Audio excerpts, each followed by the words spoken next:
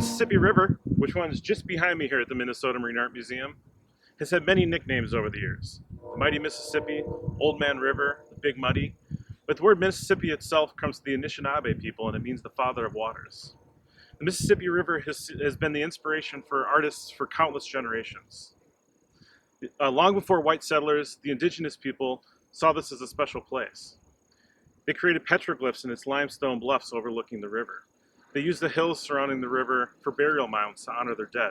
They would create these mounds in the shapes of birds, bears, snakes, or other culturally significant forms. Among the earliest white explorers to the region were artists who would document the plants and the animals and the geography of the area. The earliest painting of the Mississippi River here at the Minnesota Marine Art Museum is an 1828 painting by John James Audubon depicting a bald eagle on the banks of the Mississippi in Missouri.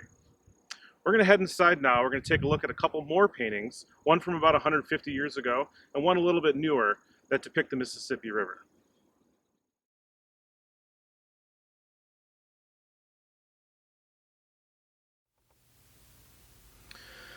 I'm standing in the Richard and Jane Manoogian Gallery, and I'm looking at a painting from 1868 by artist Alfred Bricher. It's called On the Mississippi River Near Winona, Shower Clearing. We're looking downriver about 5 miles from where the Minnesota Marine Art Museum is. We can see Trempealeau Mountain in the center and Brady's Bluff. Both of those are now in Trempealeau State Park in Wisconsin. On the Minnesota shore, Highway 61 today runs along the banks of the river, between the river and the bluffs. Alfred Bricher is part of an art movement called the Hudson River School, and what they're known for is creating these grand American landscapes. The Hudson River movement started in the Hudson River Valley of New York, where it gets its name. And those artists were focused really around New York and New England. But many of them traveled west, and they captured scenes of the American landscape. Some went as far as Yosemite and the Rocky Mountains or Yellowstone, places like that. And many of the paintings that they created were some of the first images of the American West that were seen on the East Coast. But Alfred Bricher took a trip up the Mississippi River when he was 29 years old on a sketching expedition. He traveled up the river by riverboat, sketching as he went along, capturing a lot of familiar scenes that you might know if you've been along the upper Mississippi, such as Barn Bluff and Red Wing and Lake Pepin.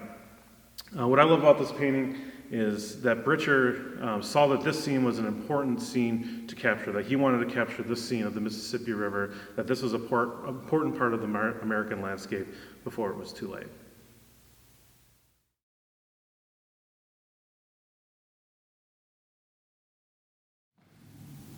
We just took a look at how the Mississippi River looked 150 years ago. Let's look at something a little more modern now. This painting was done in 2016 by artist Adam Turman, and it's called Boats and Pelicans. Adam is a Minnesota illustrator and muralist. He has murals all over the state, including the University of Minnesota, the Target Field where the Minnesota Twins play, as well as the Span Museum in Austin, Minnesota, just to name a few. In 2016 and 2017, we had an exhibition of his work here at the Minnesota Marine Art Museum, and we gave him free rein to create a mural right here in the exhibition space, depicting something to do with Winona and the region. And he chose to paint the Mississippi River. In this view of the river, we see push boats right at the center. If you've ever been to the museum, you've definitely seen the barges coming in and out of port right next to the museum. So this is a scene you can see every day here at the museum. On the top, we see pelicans. These are migratory birds that come by the museum every year. Behind the push boats, along the banks of the Mississippi, we could see the same bluffs that Alfred Bricher would have seen on his sketching trip over 150 years ago.